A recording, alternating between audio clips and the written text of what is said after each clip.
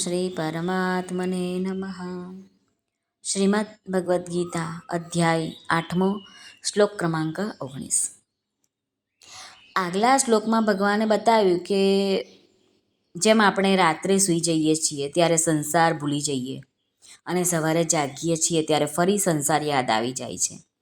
એ જ રીતે બ્રહ્માજીની રાત્રિમાં સંપૂર્ણ સૃષ્ટિ લીન થઈ જાય છે અને દિવસે પુનઃ ઉત્પન્ન થઈ જાય છે. હવે આગળ શ્રી ભગવાન અર્જુનને શું ઉપદેશ કરે છે તે આપણે સાંભળવો છે. શ્રી ભગવાનુવાચ ભૂતગ્રામસ્ય એવાયં ભૂત્વા ભૂત્વા પ્રલીયતે રાત્ર્યાગમે વશઃ પાર્થ પ્રભવત્યહરાગમે.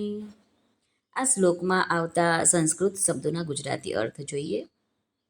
સહ એવ એટલે તેજ, અયમ આ, ભૂતગ્રામઃ પ્રાણી સમુદાય, ભૂત્વા ભૂત્વા, અવશઃ એટલે વારંવાર ઉત્પન્ન થઈને પ્રકૃતિને વશ થયેલો, અહરાગમે બ્રહ્માનો દિવસ શરૂ થતાં, પ્રભવતી ઉત્પન્ન થાય છે, રાત્ર્યાગમે બ્રહ્માની રાત્રિ થતાં, પ્રલીયતે લય પામે છે.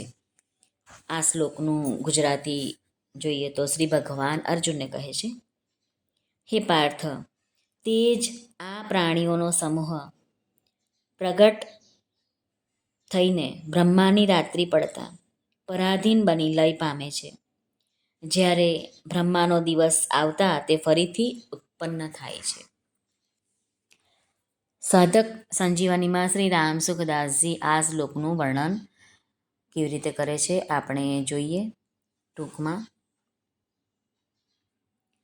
ભૂતગ્રામસ્થ એવાયમ, અનાદિકાળથી જન્મ મરણના ચક્કરમાં પડેલો આ પ્રાણી સમુદાય કે જે સાક્ષાત ભગવાનનો અંશ છે અને ભગવાનનું સ્વરૂપ છે, ભગવાન સનાતન અંશ હોવાથી તે નિત્ય છે. સર્ગ અને પ્રલય તથા મહાસર્ગ અને મહાપ્રલયમાં પણ તે જ રહે છે. તેથી ભગવાનનો અંશ આપણે હોવાથી આપણે અવિનાશી છે, તેનો કદી વિનાશ નથી થતો, પરંતુ ભૂલથી તે પ્રકૃતિની સાથે પોતાનો સંબંધ માની લે છે અને પ્રાકૃત પદાર્થ શરીર વગેરે બદલાતા રહે છે, ઉત્પન્ન થાય છે, નષ્ટ થતા રહે છે, પરંતુ તેમના સંબંધને પકડી રાખે છે. એ કેટલા આશ્ચર્યની વાત છે. સાધકે આ સંબંધ છોડવો જોઈએ. કોઈ બીજો છોડાવી નહીં શકે. એ સંબંધને છોડવામાં તે સ્વતંત્ર છે, સક્ષમ છે. કારણ કે વસ્તુ, પદાર્થ, પરિસ્થિતિ હર ઘડી બદલાતા રહે છે અને એ નવા નવા સંબંધો પકડ્યા કરીએ છીએ આપણે. જેમ કે બાળપણને આપણે છોડ્યું અને ન છોડવા ઈચ્છ્યું પણ એ છૂટી ગયું. એવી જ રીતે જવાની આવી, એ પણ છૂટી ગઈ અને વૃદ્ધાવસ્થા પણ આવે છે અને એ પણ છૂટી જાય છે અને અંતે મૃત્યુ પણ આવે છે. આમ જીવના પદાર્થની સાથે પોતાનો સંબંધ ચાલુ રાખે છે. તેથી તેણે વારંવાર શરીરો ધારણ કરવા પડે છે, વારંવાર જન્મવું ને મરવું પડે છે. આથી મનુષ્યો જ્યાં સુધી માનેલા સંબંધ છોડે નહીં ત્યાં સુધી આ જન્મ મરણની પરંપરા ચાલતી જ રહેશે, કદી દૂર થાય જ નહીં. ભગવાન દ્વારા એકલાથી ખેલ ન બન્યો, તો ખેલ ખેલવાને માટે એટલે કે પ્રેમનું આદાન પ્રદાન કરવા માટે ભગવાને પ્રાણી સમુદાયને શરીરરૂપી રમકડા સહિત પ્રગટ કર્યા. ખેલનો નિયમ છે કે રમકડા રમવા માટે હોય છે, પોતાના નથી હોતા.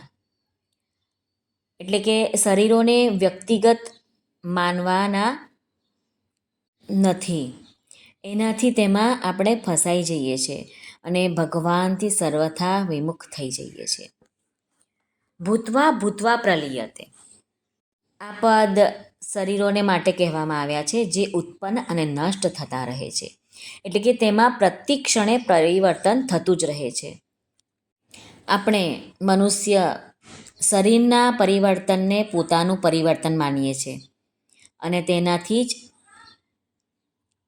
જન્મવા અને મરવાને પોતાનું જન્મ મરણ માનતો રહીએ છીએ. રાત્ર્યાગમે વશઃ પાર્થ પ્રભવત્યઃ રાગમે.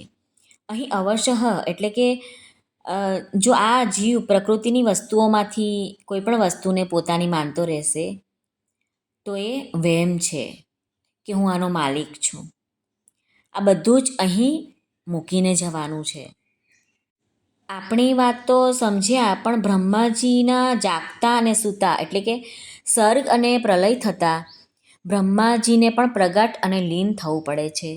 એટલે મહાસર્ગ અને પ્રલય થતાં તથા વર્તમાનમાં પ્રકૃતિને વશ થઈને કર્મો કરતા હોવાથી આપણે પણ આ જીવ જન્મવું અને મરવું, કર્મ કરવું અને તેનું ફળ ભોગવવું, આ બધું જ આવતું જ રહેશે અને જતું રહેશે. આથી એ સિદ્ધ થયું કે જ્યાં સુધી પરમાત્માની પ્રાપ્તિ નથી થતી અને પ્રકૃતિના સંબંધને મનુષ્ય છોડતો નથી ત્યાં સુધી પરતંત્ર હોવાને કારણે દુઃખરૂપી જન્મ મરણના ચક્રમાં આવતો જ રહેશે, ફસાતો જ રહેશે. ટૂંકમાં ભગવાનનું કહેવાનો અર્થ એ જ છે કે આ મનુષ્ય પરમાત્માનો સાક્ષાત અંશ છે. બ્રહ્માજીના ગમે તેટલા દિવસ રાત પસાર થઈ જાય પરંતુ જીવ સ્વયં એનો એ જ રહે છે. શ્રી કૃષ્ણાર્પણમસ્તુ. સર્વને ભાવથી જય શ્રી કૃષ્ણ. રાધે રાધે. હરિઓમ તત્સત. જય ગુરુદેવ દત્ત. જય સ્વામિનારાયણ. જય માતાજી. નમઃ પાર્વતી પતે. હર હર મહાદેવ. હર સિદ્ધેશ્વર મહાદેવની જય. સૌનું કલ્યાણ થાઓ, સૌનું કલ્યાણ થાઓ, સૌનું કલ્યાણ થાઓ.